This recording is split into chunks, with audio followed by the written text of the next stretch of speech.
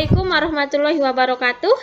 Apa kabar semua? Semoga sehat selalu dan tetap semangat menjalani aktivitas. Baiklah, pada pertemuan kali ini saya akan menjelaskan tentang rencana pelaksanaan pembelajaran atau yang sering disingkat RPP yang dibimbing oleh Bapak Dr. Andus Bambang Rudianto MPD pada PJJ Metodologi Pembelajaran Angkatan 7 tahun 2021. Sebelumnya, perkenalkan nama saya Mudrikati, instansi Kemenak Lombok Barat, Satker MANW Narmada. Tak lupa pula, saya ucapkan terima kasih kepada Kepala Balai Diklat Keagamaan Denpasar, Bapak Haji Muhammad Toha SPD MSI, Kepala Seksi Pendidikan Islam Kabupaten Lombok Barat, Bapak Haji Nasrullah SAG, Kepala MANW Narmada, Bapak Haji Hairi Habibullah SAG, membimbing materi PJJ Metodologi Pembelajaran Angkatan 7, Bapak Dr. Andus Bambang Rudianto MPD, Ketua Panitia Materi PJJ Metodologi Pembelajaran Angkatan 7, Bapak Ahmad Zaini SAG MAB, seluruh Panitia PJJ Metodologi Pembelajaran Angkatan 7, dan seluruh peserta PJJ Metodologi Pembelajaran Angkatan 7.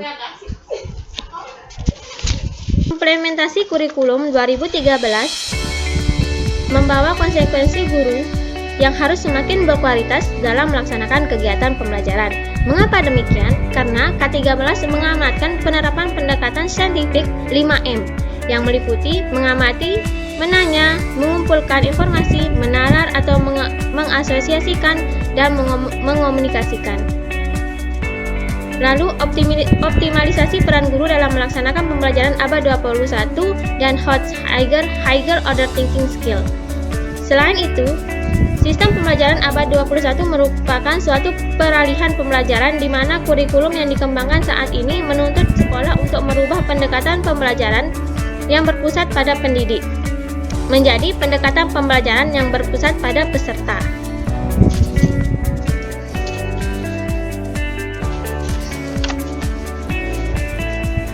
Pembelajaran yang berpusat pada peserta didik berbeda dengan pembelajaran yang berpusat pada pendidik.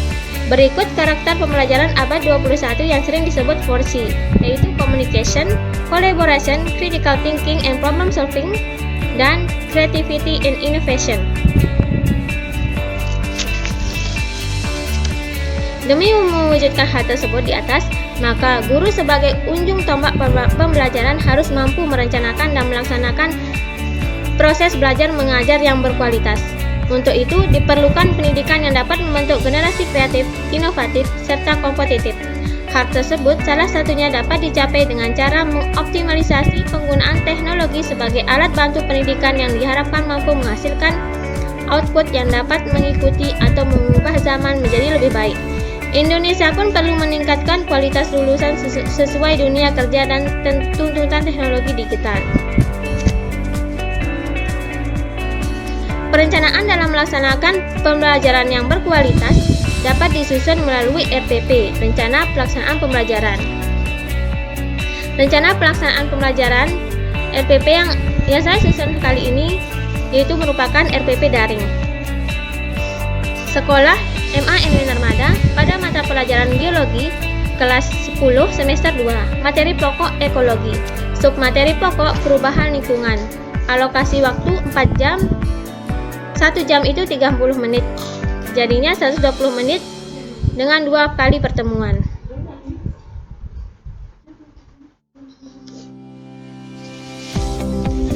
Kompetensi dasar dan indikator pencapaian kompetensi. Kompetensi dasar 3.11 menganalisis data perubahan lingkungan, penyebab dan dampaknya bagi kehidupan. Indikator pencapaian kompetensi atau IPK. IPK penunjang 3.11.1 mengidentifikasi dan data perubahan lingkungan, penyebab dan dampaknya bagi kehidupan. IPK penunjang 3.11.2 menemukan data perubahan lingkungan, penyebab dan dampaknya bagi kehidupan.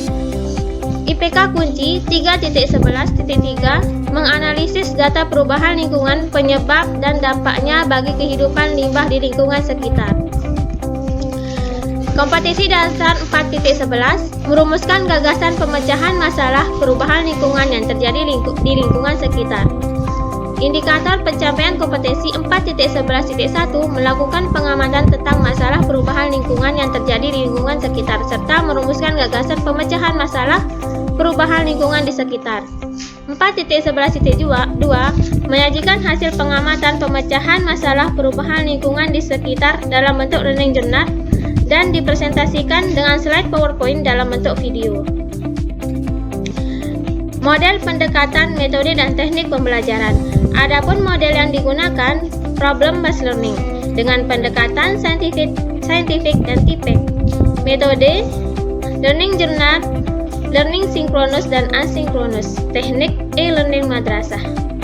Selanjutnya tujuan pembelajaran melalui model pembelajaran project based learning dengan pendekatan scientific, tipek, dan learning journal.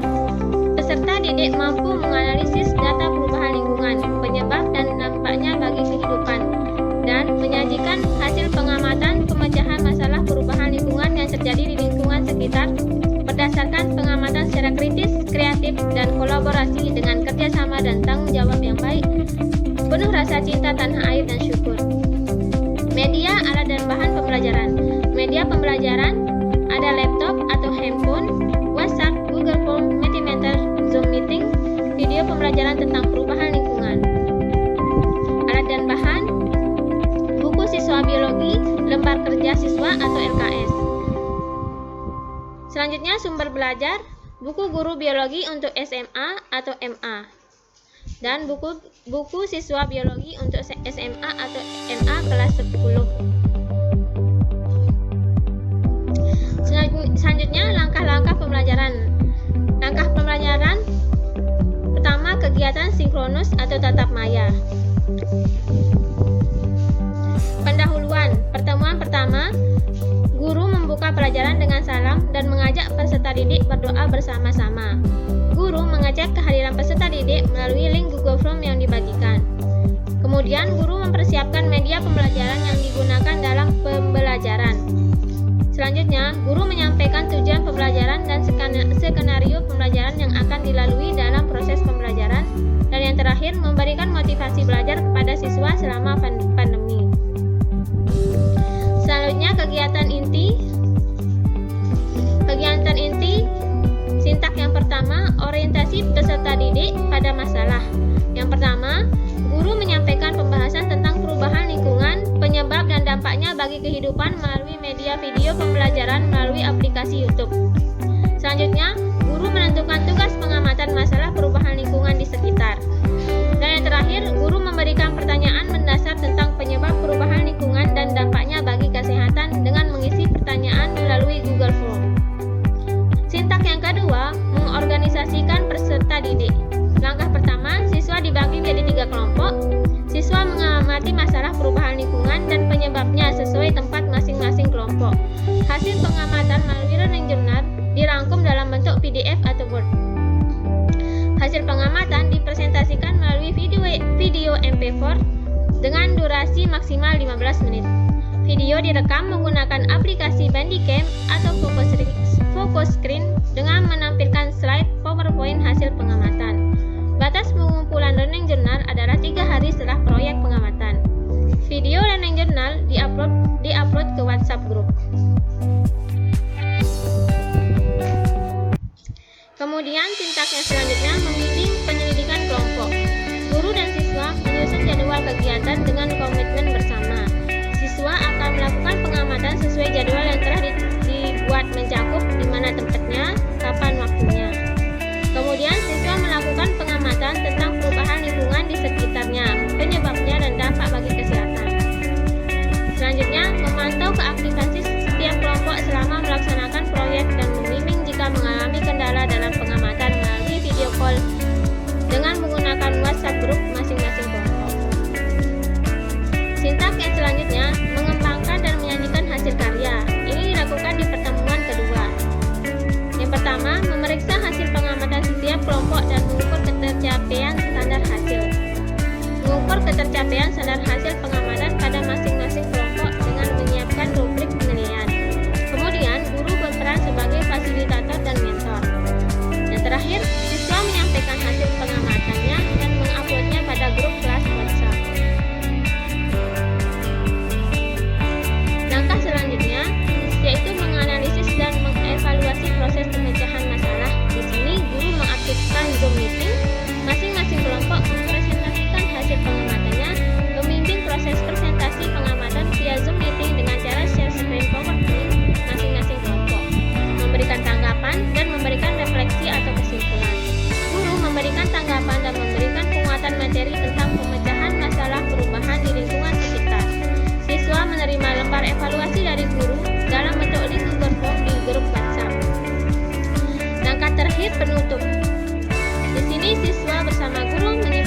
materi yang telah dipelajari. Siswa melakukan refleksi terhadap kegiatan yang telah dilakukan. Guru menyampaikan informasi tentang topik pembelajaran untuk pertemuan yang akan datang. Siswa dan guru merencanakan tindak lanjut pembelajaran untuk pertemuan yang akan datang. Pembelajaran diakhiri dengan doa dan salam. Adapun penilaian ini masuk kegiatan asinkronus. Penilaian itu berupa penilaian kognitif berupa tes tulis, yaitu soal, penilaian afektif, observasi, lembar pengamatan saat siswa diskusi, penilaian psikomotorik, observasi juga menggunakan lembar pengamatan siswa saat diskusi. Yang selanjutnya, penilaian afektif atau sikap. Di sini ada 3 penilaian: keaktifan, kedisiplinan, dan kerjasama. Dia mendapatkan poin 1 apabila tidak mengerjakan, poin 2 apabila aktif melakukan pengamatan dengan diperintah oleh guru, poin 3 aktif melakukan pengamatan dengan kemauan sendiri. Kedisiplinan yang pertama, poin pertama tidak mengumpulkan, mendapatkan poin 2 apabila terlambat mengumpulkan, poin 3 apabila tepat waktu mengumpulkan.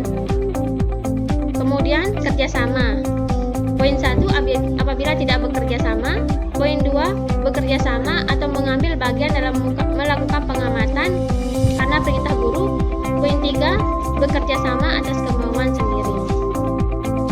Adapun nilainya A1, A2, A3 per 3. Keterangannya NA itu nilai akhir, NA1 itu nilai keaktifan, NA2 nilai kedisiplinan, NA3 nilai kerjasama. Akumulasi nilai proses. Penilaian kualitatif, skor 3 itu baik, skor 2 cukup, skor 1 kurang. Adapun penilaian kuantitatifnya, baik apabila mendapat 100 sampai 85, cukup apabila mendapat 56 sampai 84, kurang apabila di bawah 55. Selanjutnya, lembar penilaian psikomotorik. Di sini menggunakan 2 indikator. Indikator yang pertama, melakukan pengamatan masalah perubahan lingkungan yang terjadi di lingkungan sekitar serta merumuskan gagasan pemecahan masalah perubahan lingkungan di lingkungan sekitar. Rubriknya ada dari nomor 1, 2, 3, 4. Poin 4, apabila mengidentifikasi seluruh kehidupan dengan lengkap.